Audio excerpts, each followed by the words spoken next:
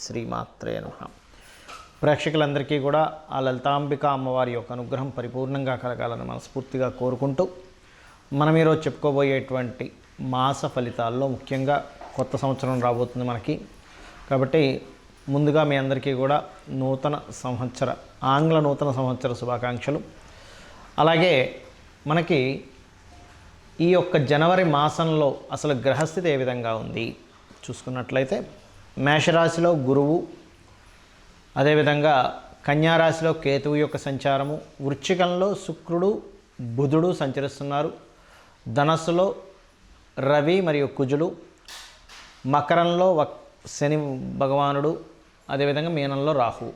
అయితే గ్రహాలు ఈ నెల ఏ ఏ సమయాల్లో ఏ ఏ తారీఖుల్లో మారుతున్నాయని చూసుకున్నట్లయితే, 8వ తేదీ బుధుడు ధనస్సులోకి మారుతున్నాడు. అంటే ఆల్రెడీ ధనస్సులోకి వచ్చి వెనక్కి వెళ్ళి మళ్ళీ వస్తున్నాడు అన్నమాట, మారుతున్నాడు. రెండవది ఏమిటి అంటే 15వ తేదీ ఈ యొక్క రవి భగవానుడు మకర సంక్రమణము అంటారు, సంక్రాంతి వచ్చింది కాబట్టి. అయితే నేను మీకు ఆ 15వ తేదీ ఒక రెమెడీ చేసుకోవడం వల్ల ఒక అద్భుతం జరుగుతుంది. అది నేను మీకు ఎండింగ్లో మీకు వివరిస్తాను.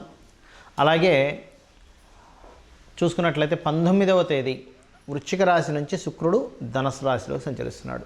ఈ యొక్క గ్రహస్థితిని అనుసరించి ద్వాదశ రాశుల వారికి ఏ విధంగా ఉండబోతుంది అనేటువంటి విషయాన్ని చెప్తుంది నేనైనప్పటికీ కూడా చెప్పిస్తుంది సాక్షాత్ లలిత అమ్మవారిగా భావిస్తూ ఒక్కొక్క రాశి గురించి మనం తెలుసుకుందాం. తులాలగ్నము, తులారాశి.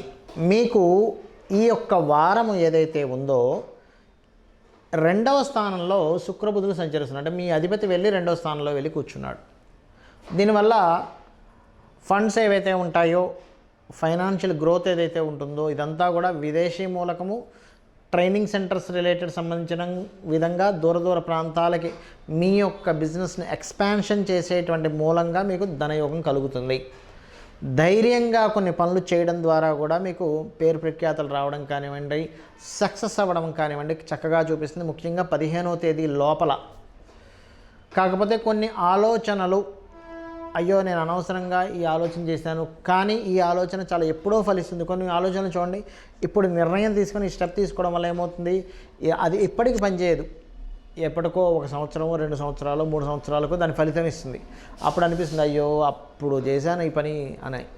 అంటే ఒక్కోసారి అది మంచిది, ఒక్కోసారి అది చాలా లాంగ్ టర్మ్లో పెట్టేసామే, డబ్బులు కావచ్చు ఏమైనా అనుకోని ఇప్పట్లో రిటర్న్స్ రావు. మనం ఒక్కోసారి ఒక ల్యాండ్ కొంటాం, కొన్నప్పుడు ఏమవుతుంది, అది ఇప్పట్లో పెరిగేటట్లేదండి, దీనికి 3-4 సంవత్సరాల టైం పడుతుంది అనిపిస్తుంది. కానీ మన ఇంటెన్షన్ ఏంటంటే త్వరగా రావాలి.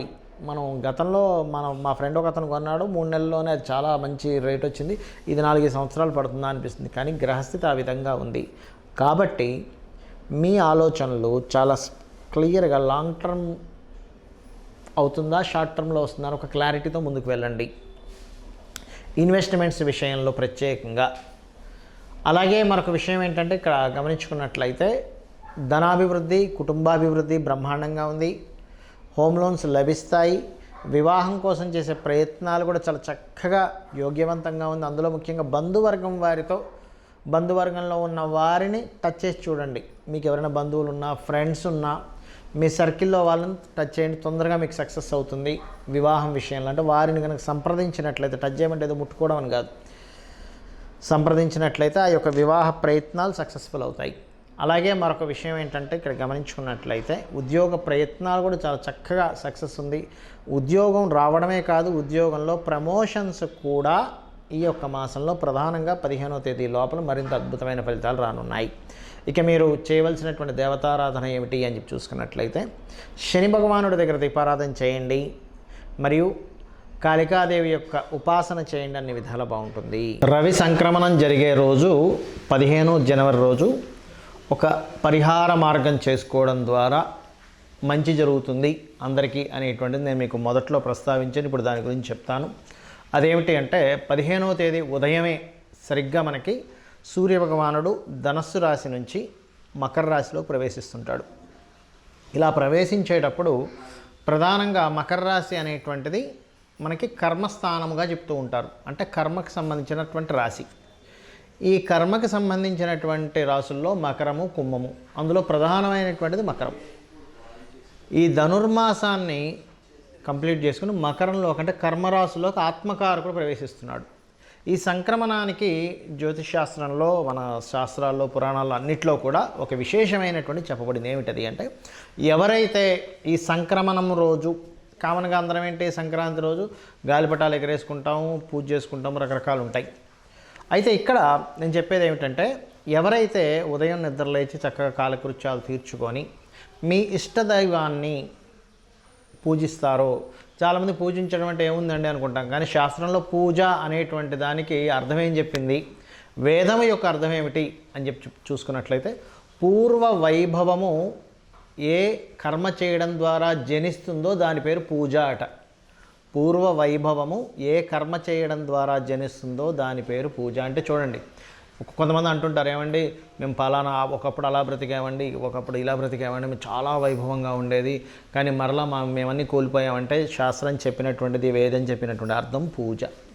ఆ పూజని సంక్రమణం రోజు కనుక చేసినట్లయితే, మీ ఇష్టదైవాన్ని పూజ చేసుకుంటారా మీ ఇష్టం, బెస్ట్ సూర్య నమస్కారాలు చేసుకోవడం అన్నిటికంటే ఉత్తమం, పితృదేవతలకు చేసుకోవడం ఇంకా అన్నిటికంటే ఉత్తమం సంక్రమణం రోజు. ఎందుకంటే రాశి సంక్రమించేటప్పుడు అందులో ప్రత్యేకంగా మనకి 12 రాసుల్లోనే సూర్యభగవానుడు సంక్రమిస్తుంటాడు. 12 రాసుల్లో సంక్రమించేటప్పుడు చేయొచ్చు, కానీ మకరంలో సంక్రమించేటప్పుడు మరింత విశేషం.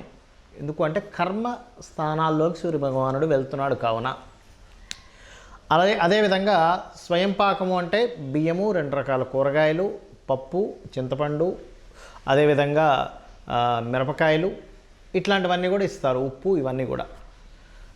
ఇక మరొక విషయం ఏంటంటే, సంక్రమణం రోజు ప్రత్యేకంగా ఉపవాసం ఉంటే చాలా మంచిది. ఉదయం పూట ఉండి మధ్యాహ్నం తినొచ్చు, కావాలంటే స్వీకరించవచ్చు. ఉపవాసం ఉండలేనండి, నేను చాలా ఇబ్బందిగా ఉంది, నా ఆరోగ్యం సహకరించదు అనేటువంటి దానికి శాస్త్రం చాలా స్పష్టంగా బాలులకి అంటే చిన్నపిల్లలకి, ముసలి వాళ్ళకి, అనారోగ్యంతో ఉండలేని అనుకునేటువంటి వారికి ఏమీ ఉపవాసం ఉండాలని చెప్పి లేదు అని చెప్పి నియమాలు చెప్తున్నాయి మన ధర్మసింధు, నిర్ణయ సింధు పుస్తకాల్లో.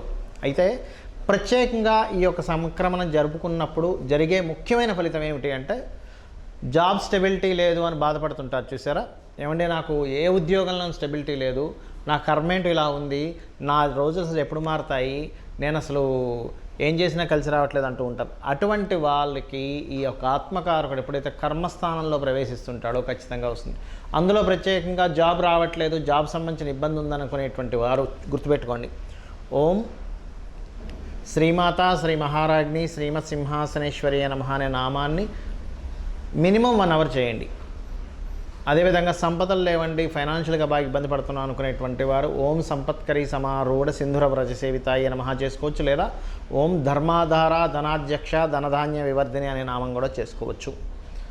అనారోగ్యంతో బాధపడుతున్నాను అనుకునేటువంటి వారు ప్రత్యేకంగా గుర్తుపెట్టుకోండి, సర్వవ్యాధి ప్రశమని సర్వమృత్యు నివారిణి అగ్రగణ్య చింత్య రూప కలికల్మషనాశిని అయి నమః అనేటువంటిది చేసుకోవచ్చు. ఇలా మనకి లలితా సహస్రనామాల్లో 1 కాదు 1000 నామాలు చెప్పబడింది. నువ్వు దేనికి ఏ నామాన్ని చేసుకుంటావు. ఎలా అయితే మనం ఒక అనారోగ్య సమస్యలో ఉన్నప్పుడు మెడికల్ షాపుకి వెళ్ళి మీకు ఏ యొక్క ఔషధం తీసుకుంటే మీ యొక్క అనారోగ్యం సమస్య పోతుందో, అదేవిధంగా అమ్మవారి యొక్క నామాలన్నీ కూడా మన పాపకర్మలను తొలగించి మనల్ని ఒక గొప్ప మార్గం వైపు నడిపించడానికి, దీనికి మీరు ఏదో పెద్ద పెద్దవి ఏమో చేయాల్సిన అవసరం లేదు. గుర్తుపెట్టుకోండి, కేవలం అమ్మవారి సన్నిధిలో కూర్చొని కుంకుమతోనో అక్షింతలతోనో ఒక్కొక్క నామాన్ని అనుకుంటూ పూజ చేయొచ్చు.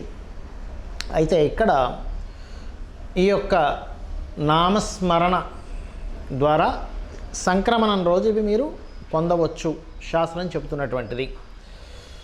చాలామంది అడుగుతుంటారు, ఏమండి మా పెద్దవాళ్ళ ఇంట్లో చనిపోయి సంవత్సరం అవుతుంది, ఇంకా సంవత్సరం అవ్వలేదు, 1 మంత్ అయింది, 2 మంత్స్ అయిందని చెప్తుంటారు. దీనికి కూడా నేను మీకు చెప్పి ముగిస్తాను.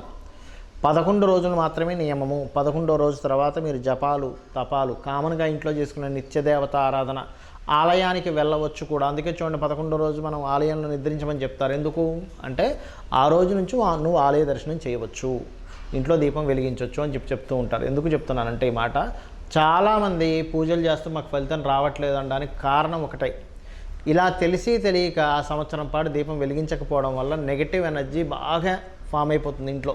అప్పుడు మీరు చేసే పూజలు ఎనర్జీ సరిపోదు. ఒకటి. రెండవది, అంటూ ముట్టు శుచి ఇవి ఖచ్చితంగా పాటించాలి.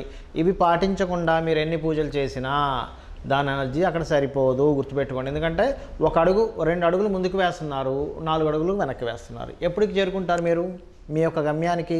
4 అడుగులు వెనక్కి వేయడం అంటే మీరు చేసే పూజకి తగ్గట్టుగా మీరు ఇంట్లో పాటించట్లేదు, అంటూ ముట్టు శుచి అనేటువంటివి పాటించట్లేదు.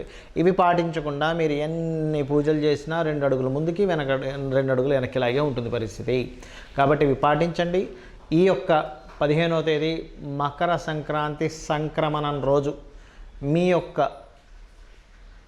శక్తి కొద్దీ మీరు ఎంత దానం చేస్తూ, ఎంత గోసేవ చేస్తారో చేయగలుగుతూ, ఎంత నామస్మరణ చేస్తారో చేయగలిగి మీ యొక్క జీవితాలను ఉద్ధరించుకోవాలని, ఆ యొక్క అమ్మవారి యొక్క అనుగ్రహం మీకు పరిపూర్ణంగా కలగాలని మనస్ఫూర్తిగా కోరుకుంటూ శ్రీమాత్రే నమః.